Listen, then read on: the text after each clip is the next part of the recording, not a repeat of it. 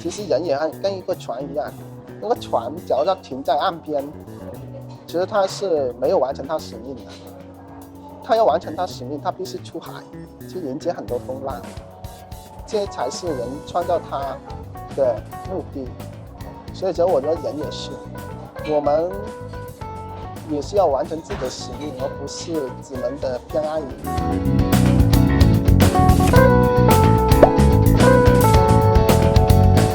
Hello， 大大家家好。我是悠然，练习时长1年的 FA 练习生。我叫 David， 然后我创业3年多了，主要行业是跨境电商。大家好，我是阿文。其实你看我很成熟，其实我也是个90后，我是92年的，然后就是11年读深大的建筑系，然后16年就毕业了，然后就是在深大建筑设计研究院工作2年，18年就出来创业了，然后就做亚马逊做跨境电商，然后到现在为止一直都是做在这个行业的，也做过很多公司，管理过有大的公司有小的公司，也做过很多商业模式，有精品的，有精铺的，有铺货的，也有服务的等等。关于这个行业的各种玩法都做过，各种商业模式都做过，是这样，对这个行业就比较熟了。然后目前到现在18年到现在创业也就3年半。我想问一下杨老师，你当初是为什么想到要做亚马逊电商？因为我了解到你其实是学建筑出身啊。其实原因很多，也根据个人的性格嘛，各方面不一样。我觉得我这种性格更适合经商，因为它比较外向，思维比较发达，就是不是那种现实思维的，也不是很坐得住的，就那种。因为很多设计师都是要待在设计院里面，很有耐心、很安静去画图的，而我这个人是很难做到这一点的，做得久的话就会觉得很枯燥无味的，所以说要挑战一下这个生活，要挑战一下这个行业，然后就出来做生意了。做生意的话，因为年轻人嘛，要选择一个比较流行的行业，或者正红的行业，或者大家都在追捧的那个热的行业嘛，所以当时刚好18年的时候，亚马逊很红，就选了这个行业，就做上了跨境电商，就这样。我觉得外贸是个传统的行业，从古代到现在到未来都会有。从古代的丝绸之路，还有近代的那个贸易，还有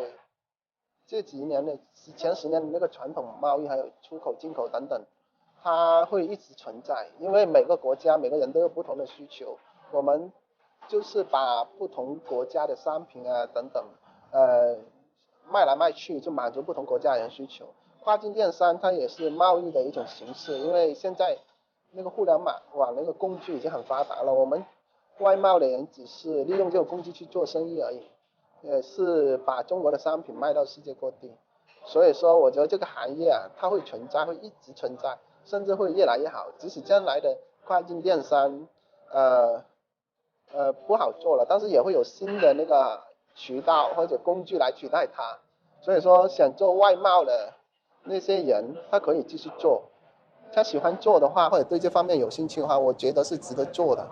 因为这个地球很大，每个国家都没有那个很完整的工业体系，它都会有他们稀缺的产品的。目前中国是拥有世界上最完善的一个工业体系，所以它的商品是可以满足到世界各个国家人民的需求的。所以说我觉得未来中国的商品会走向世界各地，所以说跨境电商还是可以做的。想问杨老师，您当初是怎么选合伙人的？那你考虑哪些点呢？合伙人的话，我就用孙子兵法的一句话嘛，道见天地法嘛。道是啥意思呢？当君主和臣和民上下一心的时候，这样的国家是不可战胜的。是的。这是一个公司也是一样，你跟你合伙人知道同和，然后同一条心、同一个方向的时候，或者同一个理想、同一个追求的时候嘛，你的团队才会变得不可战胜。所以说，你选合伙人不是看对方有多少钱，是的，或者多优秀，对，或者说在这方面有多少资源啊什么的，你就要选跟你相处起来很舒服、很友好的，而且你们两个人的思想观念差不多的，三观一致，对，愿意为同一个目标、同一个理想奋斗的，这种情况下你才可能走得远。明白。对，听起来这个有点像找对象、相亲。我没这样子，我只是告诉你一个团队。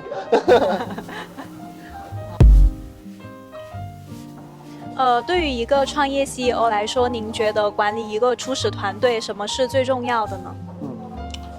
我觉得，因为人是，都不可能是一样的，都有优缺点，都有自己欲望、需求、心思啊等等。其实最难的就是把来自不同家庭、不同阶层，还有不同地方的人统一在这里，而且还给予他们统一的目标、统一的方向，让他们朝着同一个方向前进，这个是最难的。所以一般小公司的话就靠人力管理了，做到大公司自然就会有自己的企业文化，用文化是驾驭这帮人，就是往前走。那我想问一下，关于您招聘的时候有什么心得，或者说您看一个新人的时候是怎样找到您所心中的那个他呢？因为初创公司都很艰难，其实跨境电商这个行业也不是很轻松的，所以你招人也会看一些员工是否具备那个吃苦耐劳啊、勤奋好学的那些品格的，所以我一般就会考虑一些员工的原生家庭。比如说一些家庭孩子多的那种，你招他们的老大，他一般都是挺有担当、挺有责任感的，也能吃苦耐劳、也上进的。也有一些独生女在家里娇生惯养，然后吃不了那个苦，你招过来几个月可能就走了，就是挺麻烦的。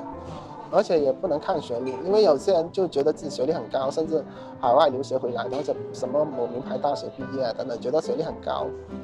要求的工资也很高，其实到公司做不了很多活的，往往有很多问题，甚至会给公司带来很多问题。所以这种人我们不会考虑的，我们是希望考虑那些可能出身起点低的，甚至家庭贫寒的，能吃苦耐劳、上进的孩子，甚至学历也不是很高，中专和大专我们都可以的。明白。最好是有一些商业思维和商业基因的，比如他家里做生意的，或者开小卖部的，甚至卖鱼的、卖菜的那种都行。只要他家里做过生意，他就能更好的理解那个外贸、跨境电商等等，而不是他的英语啊各方面很好。所以我觉得商业思维还有一个人的品格是我优先考虑的，然后再到学历啊、年龄啊等等。现在有很多互联网公司都在裁员，然后在现在疫情的情况下，有很多年轻人也找不到工作，然后他们就有自己的想法，说想要去创业。那您对现在创业是什么看法呢？还有您有什么想对这些新的创业者说呢？我觉得千万不要为了创业而创业，创业并不可能给你带来一夜暴富，也不可能给你改变你现在的经济状况，甚至可能更差。因为创业可能是适合比较年轻的人做，或者说单身的人做。一旦有了家庭、有了孩子，每天或者每个月都有房贷、车贷等等固定支出，你的压力就会很大，你的急躁性格会影响你的决策，你的急功近利很容易导致你的失败的。即使你要创业，也要花几年时间在这个行业、这个项目或者这类型的商业模式上学习很久，你很熟很有把握才出来。即使这种情况下，你也未必能快速赚到钱，很可能是几年时间才能赚到钱。所以我觉得给他们的建议也是要看他们性格的。只要他家境还可以，然后有很多资源的那种，家里本来就是做生意的，他可以考虑尝试一下。前期尝试时候不要投太多的钱，也不要做很大规模的公司，可以从一些小生意做起，就是或者小项目做起，投的钱不多的那种，慢慢的训练它，这样你才可能做得更好更大。千万不要一上来就搞个很大的办公室，招很多人，其实那种很容易失败的，而且大部分都是失败的。除非你真的是有很多资源了，甚至有很多投资人给你钱分享。还有想问一个问题，就是说你怎样看待，就是现在因为很多快电商公司都选择走资本化这个路线，你是怎么样看待资本的？首先资本也是逐利的，它也是把双刃剑，你跟他合作你能共赢的情况下，你就可以用。假如他对你有伤害的话，或者你用不了它，控制不了它，就不要用它。资本也是一种资源，也是一种工具，你只能在适当的时候使用它，甚至你已经成熟了，或者公司达到一定规模了，你才可以利用资本去把它做大做强。这个才是应该